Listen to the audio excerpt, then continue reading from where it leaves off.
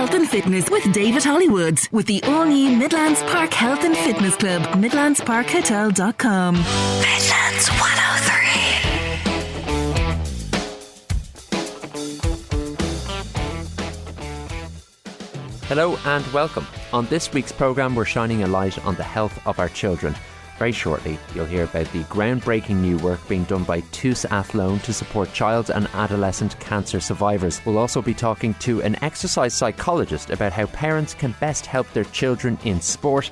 And later in the show, we check in with Paralympics Ireland, who have announced a new research project aimed at creating a more inclusive, supportive and effective environment for para-athletes and coaches. I think one of the most affecting experiences as an adult on this planet is to see a child suffer through illness, and the apex of that suffering often is when we see children working their way through their own cancer experiences.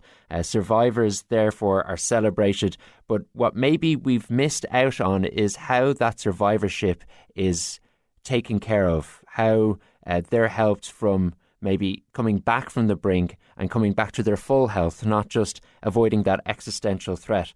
That's what we're talking about on Health and Fitness this evening. I'm very glad to say I am joined by two people from TUS Athlone, Jenny Fitzpatrick, a PhD candidate at the campus there, and Dr. Mairead Cantwell, who's a leading researcher in cancer survivorship care based in TUS. Jenny, I'm going to start with yourself. The CHAMPS project is what we're talking about this evening, so you might talk to us exactly about what that is. Yes, so thank you very much for having me on today. So CHAMPS is a free 12-week personalised physical activity programme for childhood and adolescent cancer survivors. And it's open to anyone aged 10 to 19 years old who have completed active cancer treatment at any stage of their childhood or adolescence. And CHAMPS essentially reflects its kind of core philosophy. So to help young survivors become champions of their own physical health and well-being. So CHAMPS, the programme, it takes place in the young person's home at a time and day that works best for them.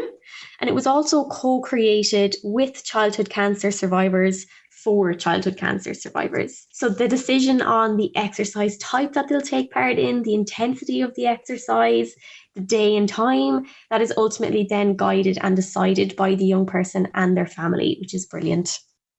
Yeah, there's so much to get into in relation to what you've just spoken about there. But the first question I wanted to ask you, Jenny, after you explain that to us, is what guided you into being one of the co-creators for the CHAMPS project and the programme?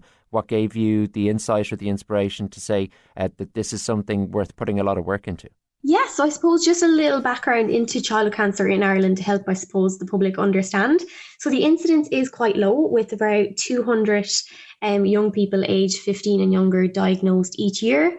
Given that there is advances in the treatment and management of cancer during youth now, we now have a 5-year survival rate of 87%, which is fantastic. But unfortunately, among the survivors then, up to 90% can experience some side effects. These side effects might look like cancer-related fatigue, pain, muscle weakness. We have left-sided weakness of the body, loss of fine or gross motor skills. They may also have some visual impairments or hearing difficulties. And for a young person who have had cancer, this might look like the reality for them as a young person. They may be unable to partake in like typical day-to-day childhood or adolescent activities. They may return home from school, go into their dark room, no phones, and just rest for the evening, given their high levels of fatigue. They may be unable to participate in the likes of mainstream sports or activities. They might be missing school due to regular medical appointments and so on. And at the moment, there's no formal support pathway to support these childhood and adolescent survivors of cancer after treatment. So this is where CHAMPS comes in to help the families manage the treatment or disease-related side effects that they may be experiencing. Because with physical activity, we do know there is many benefits for the general population. Like we have improved heart and lung health, we have stronger muscles and bones, but we also have a lot of psychological benefits like greater confidence, improved mental well-being. So CHAMPS then is aiming to target both the physical and the mental well-being benefits, where we're looking at improving their quality of life and physical function. So I suppose CHAMPS comes in where the first study of the PhD identified a gap in supports for families. So we interviewed multiple families and healthcare professionals to better understand their lived experience of childhood cancer and adolescent cancer. From that, then, we created CHAMPS, which will aim to bridge that identified gap that we did find.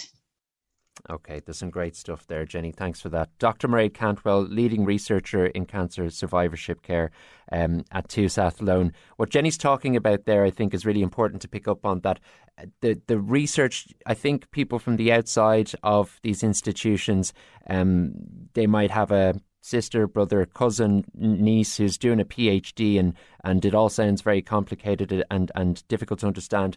But to look at something like families who have had a member of the family survive cancer, interview them, find out what they need, and then tailor a pilot program like this to actually deliver real lasting benefit to real people. Like, this is what research is all about at the end of the day. It really is, yeah. And thanks for having us and giving us the platform to be able to talk about this really important issue and the great work that Jenny's doing. For sure, you know, a lot of the research that we do in TUS Athlone is in the context of implementation science, which means we're looking to develop programs that have the capacity to go on beyond the research to actually be integrated into usual cancer care. And that's really the goal for CHAMPS. You know, it's obviously been born out of a research project, but how we're delivering it, how we're assessing it, we're trying to build that evidence so that it can go on and have a legacy after the initial funded period. And that's what it's all about. You know, we're not interested in research for research's sake. It's about using research as a tool to improve the health and well-being of children and young people who've been negatively affected by cancer and its treatment. And by the looks of it, like, this should be very good value per investment for just to what degree you can benefit people in reality if they have that bit of extra support after they survive cancer. Yeah, so Jenny's work is what's called a feasibility study. So that's the first step really in the research process is, you know, you identify a gap in current cancer care and then you try to come up with a solution to address that. And the first thing that you need to do is it's like a proof of concept where you need to see, is there a demand for this service? Is there a need for it among the community? If we provide a service, will families engage with it, and so on? And also to determine if what we do here with CHAMPS is effective. And that's what Jenny's trying to do, is to build that evidence base to show that CHAMPS can improve quality of life, can improve physical function, can improve other health indicators of health and well-being for this community group. But it will go beyond that. Our hope at the minute, we're trying to secure further funding that we would look at CHAMPS on a larger effectiveness scale, where we would have more people take part in the project, and we'd also have like a control group, which is like the next stage in terms of building the rigor around the research and the quality, so that we can really stand over the benefits that it has. And also we're really interested in doing, like you said, looking at the investment around it, like an economic evaluation to see how much it would actually cost to run this as a service and the benefits that it would have for young people who've been affected by cancer. And you know, to really present the numbers, because I think that's really important, you know, for organizations like the National Cancer Control Programme who fund services for survivors of cancer. You know, it has to be viable as a service, and that's something that we're really keen to build into the research that we're doing on CHAMPS, so that evidence is there and it has the capacity to go on and be taken up by a service provider and be delivered as part of standard care. Yeah, when I came across this study, something really struck me in that statistic. About 90% of survivors encounter health-related conditions after their treatment: chronic fatigue, weakness and pain. And my ignorance was such that I suppose I had always just lived with the assumption that that was accepted and the reality, and it couldn't be counteracted because that was the nature of recovering from cancer. But the fact that we can actually help children maybe move on from that, and there's the mental benefit as well as the physical benefit, at least on paper, certainly makes it look and sound like a really worthy enterprise. Jenny, I wanted to come back to you in relation to the research process here. How did you go about conducting the interviews? What was that process like? So at the very start of my PhD in 2021, we created an advisory group, which involves 3 absolutely incredible families who were involved with us from the start to the finish of this project. And they participate in various activities throughout the 4 years. Basically, there are co-researchers as such. So they assisted with us developing what's called an interview guide, which helps when I'm doing the interviews with families. I have various different questions and loads of information that we need to capture. So the families participated in the advisory group in actually kind of co-creating that interview guide to ensure we are capturing relevant information and what the families would deem appropriate also. So from that then, we had 31 participants take part in the first study. So we had healthcare professionals with various different roles like physiotherapist, dietitian, clinical nurse specialist, oncologist. We also had parents of childhood or adolescent cancer survivors, and then also adolescents themselves take part in the interviews. So all interviews took part online, which allowed us then to have a greater geographical reach. So we captured loads of information from around Ireland, given their geographical spread. So from this information then, the patient advisory group were brought in again, and they assisted with co-developing what has now come out as CHAMPS.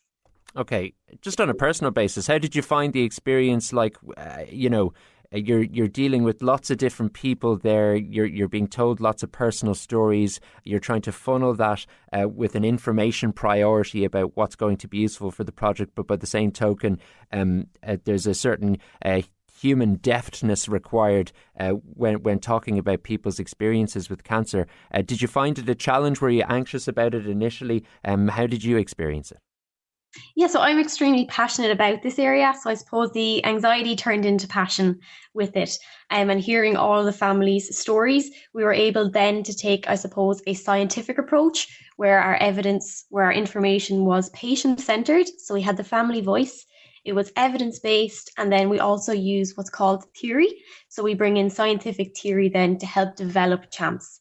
So the patient voice then is at the centre of the research, which as a researcher, I think is extremely important that the patient voice is always at the centre of the work that we do.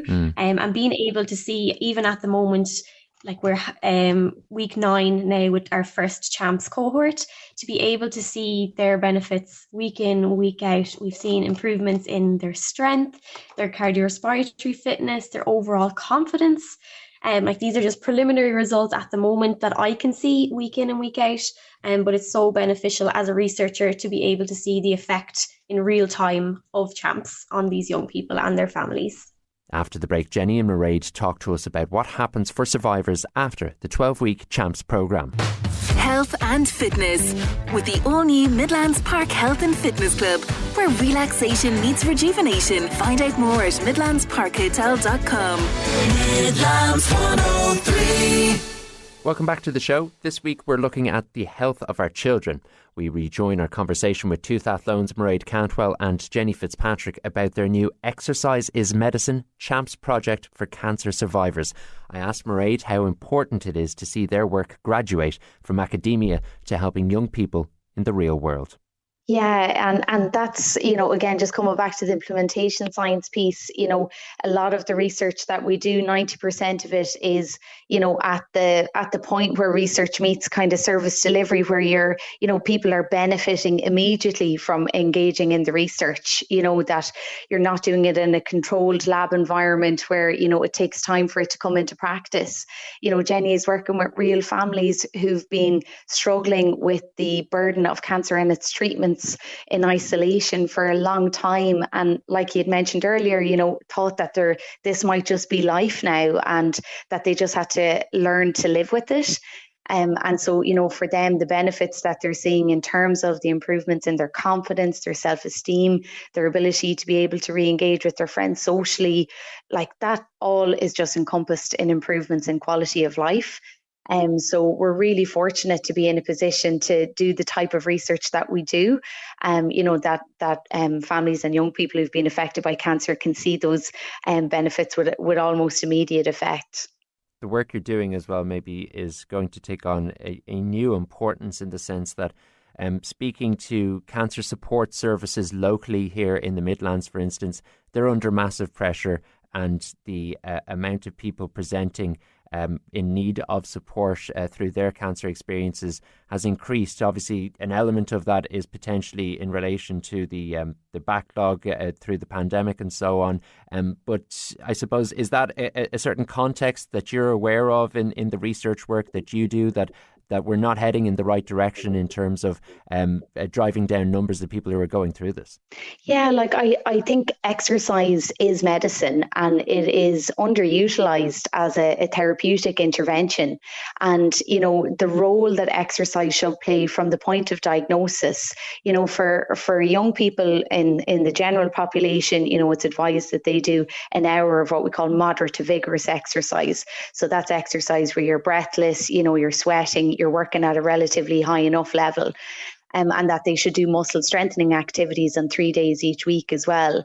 So, you know, we know that levels of physical activity participation decline for children when they go through that period of adolescence. You know, adolescence is a really difficult time without cancer being present. You know, there's physiological changes going on, there's hormonal changes going on. You know, it's a really key time in terms of adolescent development, in terms of an individual's identity and their confidence and self-esteem. And then for cancer to feature during a teenager's life, you know, the treatment-related side effects that Jenny has experienced, the chronic fatigue, the weakness, changes in mood, lower quality of life, potentially issues with weight maintenance or weight gain, you know, all of that exacerbates the already challenging time that adolescence can be for many. And exercise is such a powerful tool because it's something that teenagers can take ownership and control of for themselves. This is something really positive that I can do to improve my own health and well-being. And that goes for all young people, for all adults. You know, a lot of my work focuses in adult cancer survivorship as well. And, you know, we've done interviews with that group previously as well. And, you know, it's something that I think during the cancer journey, individuals can feel that they don't have a lot of control over things. But exercise is something that they can take ownership of. And, you know, they've spoken before about how they view it as a tool, a way that they can get better themselves. And that's so empowering. So, you know, exercise really is medicine. Like Jenny said, you know, it has so many benefits for our physical health, but our mental health as well. And really to leverage it as such a valuable tool to aid recovery after cancer treatment is just such an important goal. And I think the standard that we really want to work towards is that exercise is included as part of standard care across, you know, both adolescent, childhood and adult services. You know, because the evidence that we see globally is that is how beneficial exercise is. The fitter you are, the longer you will live. You know, exercise can help in terms of managing those treatment-related side effects that we've spoken about, and it's free. So, you know, exercise is medicine, and that's ultimately what we hope our research will help to build that evidence base and to try and support that movement for it to be integrated into usual cancer care. Yeah, and I suppose changing mindsets, a national culture in and around exercises is part of the work you're doing, maybe not specifically, but certainly could well be one of the dividends in the long term, hopefully. Jenny, in terms of the personalised aspect of the exercises for this 12-week programme, how do you go about personalising it specifically? Yeah, so you might have remember earlier all the side effects that I mentioned that the young person may be experiencing as a result of their treatment or the disease. So given the extent in kind of variation of side effects that the young person might be experiencing, an individualized or personalized approach then would be more suited to that young person. So for example, what we would have is I would travel to the young person's home. So they are taking part in the program in their own environment that they're comfortable in at a time and day that works best for them. And then what we do is we tailor the program directly suited to them. So we do our very first progress tracking before the program starts, just to get a baseline of where they're starting. And then we figure out what type of activities they might enjoy. Is there anything they would like to take part in? Is there any specific equipment that they're interested in? And then we completely tailor each individual session to their preferences. With some of the side effects, it's a roller coaster. They may be having high levels of fatigue on one day, really low levels the next day, and that may continue on. So with the program, we just take it day by day when I meet the young person and their families. One of the days they might be really energetic and feeling good. We might have a higher intensity based exercise session. The following week, their mood might be quite low. There may be a little bit of anxiety or depressive symptoms. Their levels of fatigue might be quite high or pain. So we'll really tailor that back and really lower the intensity of the exercise. So what I have is I have my car, as I'm traveling all around Ireland, full of exercise and fun equipment, and then they get to select the types of equipment that we use during the session. Okay. The families are also given a CHAMPS toolkit at the very start of the program, where they self-select some pieces of exercise equipment that they would like purchased for them, and then that is theirs to keep, say, forever, to support physical activity in their home environment, say, when CHAMPS finishes. Okay, great. We're running out of time, and I could honestly talk to you guys for another couple of hours. So, Jenny, just I think you mentioned 9 weeks into the 12-week block, you've already seen some great benefits for some of these younger people who are coming back from their own cancer story. What happens after the 12 weeks from your own perspective in relation to this project? Yes, so for the 12 weeks, the first 8 weeks we have in-person sessions where I'm physically in the young person's home. For the last 4 weeks, we transition into an online platform with online classes. So with that then, I am gradually reducing my support, but they're also increasing their independence with their engagement in physical activity. So it's a gradual withdrawal of my support. So throughout the 12 weeks then, the families and the young person, they're increasing their confidence with being able to take part in physical activity. They're opening their horizons as the type of physical activity that they can take part in, and instilling long-term habits to help elicit all of the benefits kind of long-term. So the hope is when the CHAMPS finishes, the families will continue with those habits that they have developed during CHAMPS and continue it long term. I will also then return to the family's home 3 months and 6 months after CHAMPS finishes to check in and check their progress as well, and just to give them overall support. Okay, very good. And tell me this just before we finish up. You're a PhD student at TUS Athlone. How much longer have you got in that particular journey of your education? Yeah, so I'm in my final year of my PhD in TUS Athlone, and I'm also co-funded then by the Irish Cancer Society. What's your plan after that then? So the hope would be, as Mairead had mentioned, the kind of future of CHAMPS is to secure a postdoc position, to then complete like an economic evaluation of CHAMPS. And then I suppose the real world long-term impact of CHAMPS would be for an industry partner to take up CHAMPS as a service. Okay, and Mairead, as the leading researcher in this cancer survivorship care programme at TUS, I imagine people with the resolve, determination and the bright spark like Jenny who are going through their PhD journeys themselves, they must be exactly what you want when it comes to helping to deliver real world benefit to people beyond the educational institution. Yeah, it's just fantastic, the platform that Jenny has. She's co-funded by the Irish Cancer Society in TUS, as she said, and it's just a fantastic pathway to come through. The support she has from the society in terms of her broader professional development, as well as the opportunities that she's getting internally in TUS in terms of getting some teaching experience. So we're really dedicated to promoting the broader professional development of all our graduates.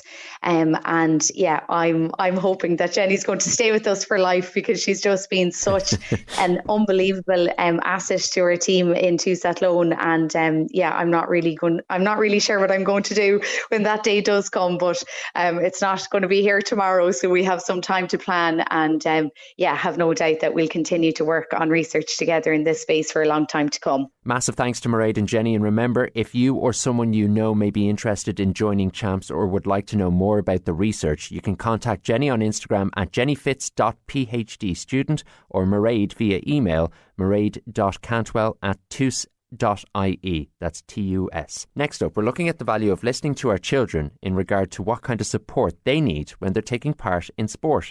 health and fitness with the newly refurbished Midlands Park Health and Fitness Club. Refresh your fitness journey with dedicated personal trainers on hand to help you achieve your goals. Find out more at midlandsparkhotel.com. Midlands 103. Shane Lowry and the rest of the US Open field are currently struggling around the Pinehurst golf course. Our next guest is a keen golfer, an exercise psychologist and an assistant lecturer in Munster Technological University. Shannon Burke joined us to talk about the parental support of young people in sport. But first, I had to ask her how she ended up playing a round of golf with Shane Lowry and Brooks Koepka. Thanks for having me. Firstly, David. It's a little bit of a random one, but essentially the DP World Tour were starting their season in Abu Dhabi, and they were running a competition on Instagram along with the tournament sponsors, where basically they selected an amateur to play in the Pro-Am alongside Shane Lowry and Brooks Koepka, and fortunately I was the one that was selected. So it was brilliant experience. In terms of the two guys and kind of their demeanour and what they're like to be close up and kind of on a course with, what was that like? Oh, it was super. I know I've said this a few times, but I think one of the major things that stood out to me was how laid back they both were. Particularly Shane, great character, loads of fun. I suppose plenty of questions for him. It was shortly, I suppose it was maybe 6 or 8 months after he'd won the Open at the time, so I had loads of questions for him. And to be fair, he was brilliant in answering all those questions, really open, and gave me loads of time. So super. I imagine then just that little bit more than you would otherwise. You've been following his exploits after playing that round of golf with him over the last couple of years then. Yeah, no, absolutely. Obviously being involved in Irish golf and Shane being on the world stage, it's super to see him doing so well and absolutely, follow him along. Golf for you, it's a big part of your life? Yeah, absolutely. Well, I mean, probably in previous years would have been a bigger part of my life. Definitely would have played a lot of amateur golf growing up and through my university years, and still is a big part of my life. Maybe not just as big, but still trying to get out and compete every now and again when I can. The summer months are good. What do you get out of it yourself personally, especially now, as you say, as maybe other aspects of your life have risen in prominence, but you still do make sure that you get round to playing a bit when you can do. What do you get out of it these days? Well, I still love to compete. I still love, the aspect of, trying to win and trying to play good golf. That definitely is something, I suppose, that kind of motivates me. But I suppose even just beyond that, it's now an outlet for me, I suppose. It's after work, I can go out and play 9 holes. It's a really good way for me to clear my head, spend, I suppose, time with family and friends. So I suppose the competitive element is important to me, but also I suppose the kind of mental and physical health aspect of it as well. Just I suppose provides me with another outlet. Yeah. Okay, and sure, look, we're very much hoping that one of the Irish can score success in Pinehurst when it comes to this weekend. Let's have a look at what we brought you onto the programme to discuss, actually, an area of expertise for you. You've done plenty of study around the issue as well, which is the idea of parental involvement in their children's sport. And I think we can all attest to the positive and negative dynamics that do exist there. But it's really tricky terrain to navigate, both from a parent's perspective, from the child's perspective, even from a guardian or a coach's perspective who can be caught in the middle sometimes. And you've gone about trying to find out what works and what doesn't. Yeah, exactly. Like, I think it's really complex. It's complex for everybody involved, I think. But yeah, I suppose to provide a little bit of background or a bit of context, some of the research that we've explored, we've looked at, I suppose, how youth athletes in particular, what types of support they like to receive from their parents, in relation to, that youth sport context. And I suppose similar to, a lot of the literature, a lot of the research out there, the findings of that, highlighted how complex or how complicated it can be, again, for both the athlete and the parent. So we explored, I suppose, we explored female athletes, their views on what parental support looks like, and essentially how they want their parents to support them across their teenage years, so kind of across that specializing stage of development when they're in early adolescence, but also how they like to be supported kind of in late adolescence as they approach adulthood. And I suppose really what the research highlighted was that there are 4 different types of support that parents can broadly provide, I suppose. You've got your autonomy support, where parents, provide the opportunities, provide the resources, the equipment for their kids to compete and play, but they also give them, I suppose, a little bit of space to make decisions regarding their sport involvement. And that autonomy can look a little bit different across those development stages. We've then kind of got the instrumental support, which is your financial support and your logistical support, which is also really important. The emotional support that parents provide is critical.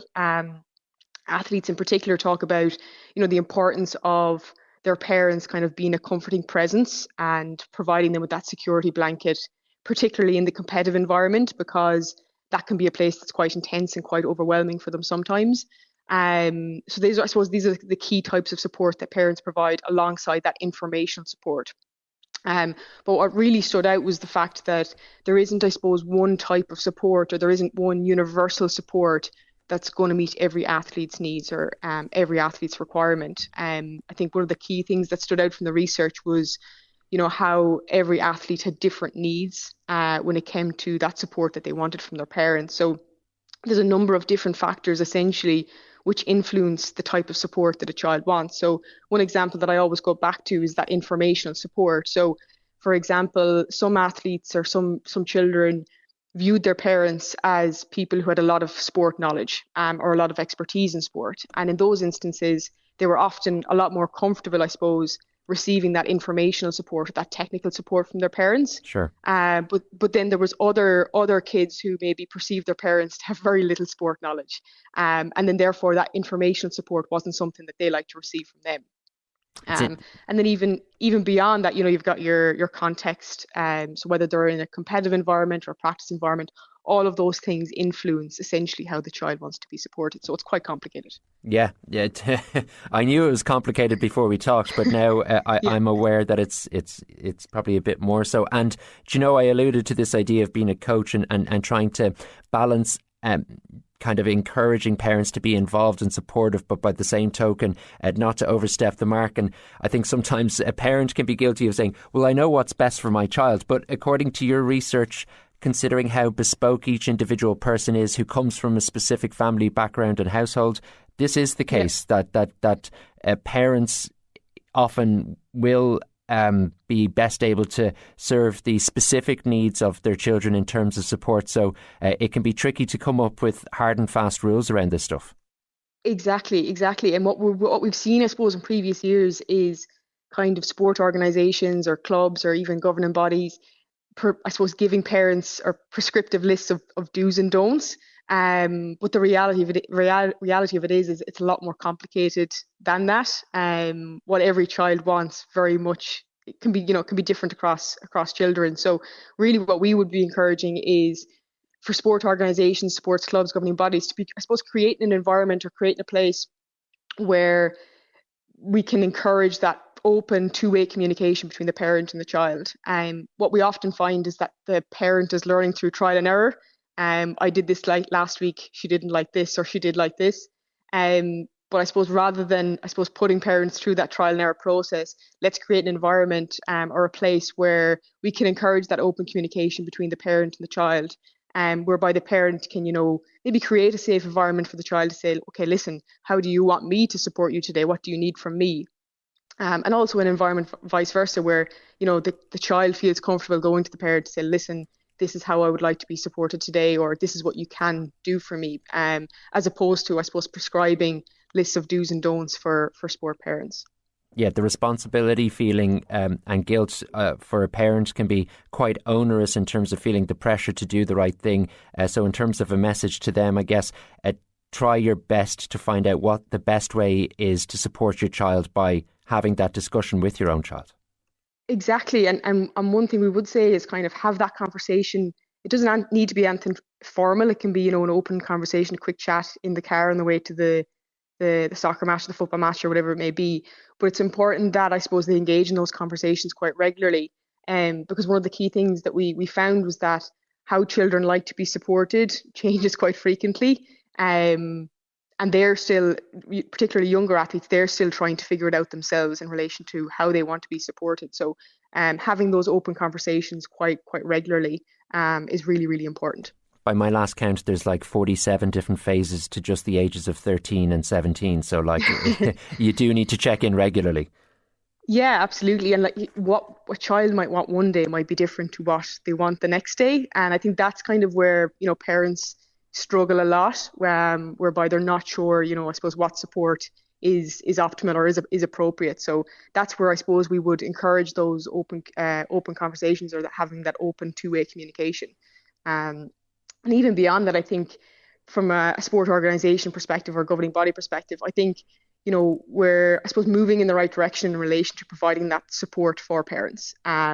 We look at coach education. That's progressed really well in recent times, whereby, we're now providing coaches with, education programs in relation to how they can support athletes, not just from a technical perspective, but maybe a psychosocial perspective. And the parent education, I suppose, isn't as far along as our coach education, but we're definitely making, I suppose, positive moves in relation to better supporting sport parents, because it can be a really complex environment. It's apparent to me as we talk, Shannon, that you've poured an awful lot of your life into the world of sport. Exercise psychologist, you're there teaching other people about this stuff as well. What gives you the drive and the passion around this to spend so much time learning about it, and then to be imparting that knowledge onto other people? Yeah, I think probably from my own golfing days, I always had an interest in the area of psychology. I think being a golfer, you've got loads of free time to think. And so the psychology aspect, or the mental aspect of the sport, is really important. So I suppose that's where my interest in the area stemmed from. I think in relation to parents more generally, I think from a young age I was quite interested in, that social support network that's around the athlete, how the parent, how the coach, maybe even how teammates, how they influence the development of children in sport, their enjoyment in sport, whether they continue to participate or not. So that was really, I suppose, where my interest stemmed from.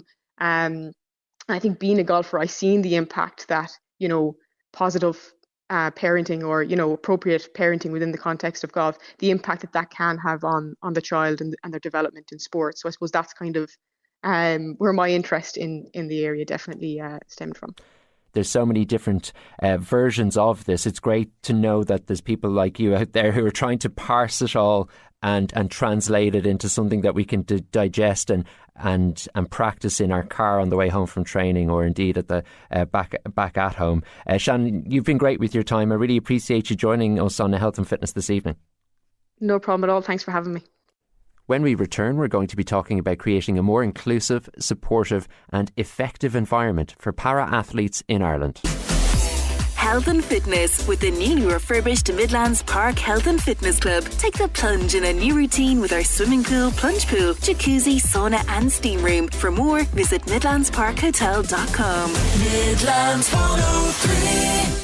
It's a big summer of sport, and one of the highlights of the calendar this year is the Paralympic Games in Paris. We've got loads of interest, obviously, in the Irish team. Lots of hopes for plenty of success, and ultimately some incredible personal stories and journeys to celebrate when the Games do come up. I'm very glad to say on Health and Fitness this evening, we are looking at Paralympics Ireland through the lens of their new research project. It's in partnership with the University of Limerick, and it's analysing and looking at how the Paralympic pathway and experience affects athletes up and down the country. I'm very glad to say that the Paralympics Ireland pathway lead, Brian Hughes, is on Health and Fitness this evening. Brian, thanks so much for taking our call.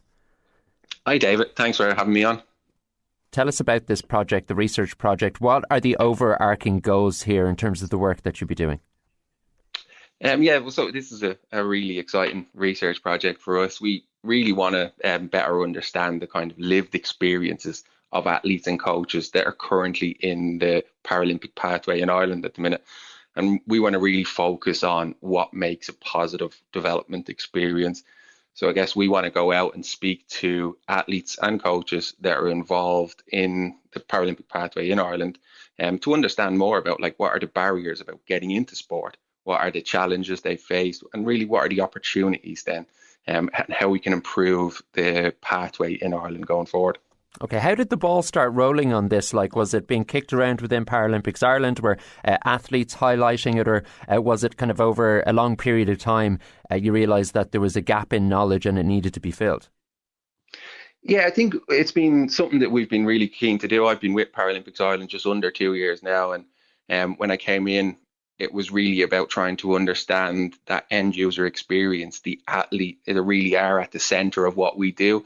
And if we want to really be person-centered around how we support athletes, we need to know their experiences. We need to know the challenges. So it was really about how do we get the best information, the best insight.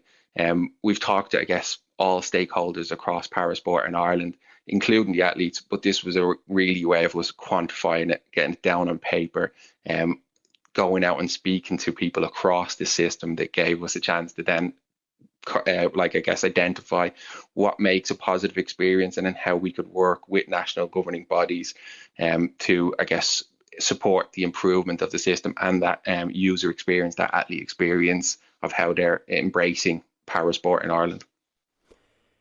Yeah, because it's one thing to put yourself out there to be a para athlete, and I know from speaking to them that they're remarkable people who've actually probably had to do a bit too much to make a space for themselves in sport in Ireland. So a large part of the research, I imagine, will be going from zero to part of something and finding out how that can be made easier and therefore bring up numbers of participation.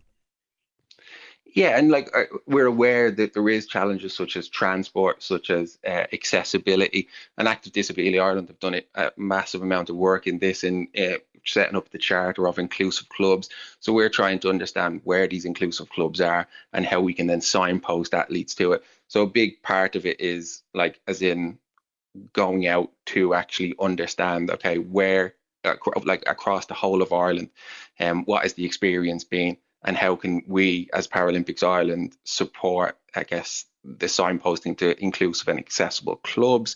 How can we share the insight from the athletes to promote inclusive sport in Ireland and accessibility in Ireland, so that we're seeing more athletes being able to access more clubs, more sports on a full regional, all-island approach? Yeah, it makes a lot of sense. The partnership with the University of Limerick, obviously UL has a proud history of research around sports and a huge sporting element to the campus. Were they the obvious standout kind of partners here, do you think? How was that process handled in terms of the research university? Yeah, so we went out for expression of interest through a tender process. And it was actually really well received and a hugely competitive process. And Limerick's was the kind of standout application or expression of interest. Their experience in academia and sport, right across the research team that they've assembled down there with Sean Healy leading it. It was really impressive for us, from disability research right through to sport, coaching. It approached all aspects that we believe that make up the athlete experience, the athlete journey, and the athlete pathway. So whenever we seen that Reddit, they were the ones that really there was great synergy between what we taught in our philosophy and approach and what they had expressed. And we went down and met them in person after that, and it was really exciting conversations. And we're really looking to, I guess, partner with them over the next few months. You're also on the recruitment drive, I understand. You're looking for a research assistant to actually join the team for the duration of the project? Yes, so part of that is a research assistant coming in. I think the applications still run to the 19th of June. So we were looking for someone with good experience in qualitative and quantitative research that can come in and support that project. Yeah, and an opportunity to be part of a pretty special project, and also to get a kind of unique line on the CV as well, to be involved in this project. Well worth maybe having a look if you do indeed have the qualifications specifically for it. As we finish up the chat here, Brian, plenty of excitement, obviously, I imagine, amongst everyone who's working with Paralympics Ireland for what's to come at the end of the summer. Yeah, definitely. Excitement is building. 28th of August is when the game starts. A lot of the athletes will fly out. 25th, 26th. So qualification is still open across multiple sports, so there's still opportunities to qualify. But it's a really exciting time to be part of the team, and for, I guess, Irish sport and parasport in Ireland, it's going to be a brilliant summer. And already it's evident from our perspective, having kind of had plenty of interactions with Port Arlington's Nicole Turner, that you guys have some brilliant ambassadors who at this point have become national names and national faces. Yeah, incredible work that the athletes have done, and that's in sport and also outside of sport, creating and developing awareness. They've done a really, really important job, and that's something that's going to build, and something as an organisation we're working towards, which is sport and social impact. So we're really looking to, I guess, build on that, capitalise on the impact of the games, and use it as a really, really good platform. This project is, we're really looking for athletes that are currently involved in parasport in Ireland to have their say, to voice their opinion on what the sport system has been like for them.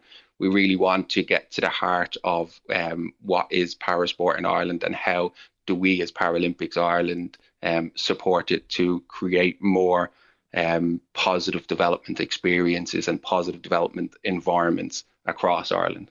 It's another week in the books for health and fitness. Joe Cooney and Country Roads follows the news at 8, and I will talk to you soon.